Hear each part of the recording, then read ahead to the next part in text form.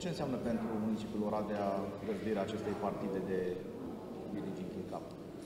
În primul rând, bună ziua și bine ați venit la Oradea. Pentru noi suntem onorați să găzduim un eveniment de asemenea anvergură sportivă.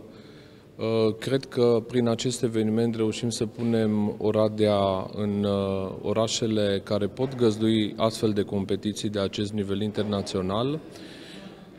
Ne bucură faptul că în urmă cu câteva luni am și reușit să terminăm această sală nouă, Oradea Arena, astfel încât să putem crea condițiile necesare organizării unui astfel de eveniment.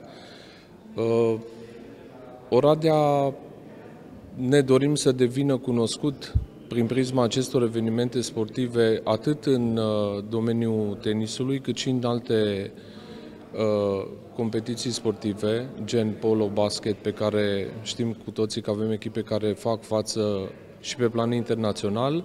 Ce ne dorim de la acest eveniment este ca echipa României să câștige și, dacă se poate, să continue aceste evenimente tot la noi în municipiul Oradea.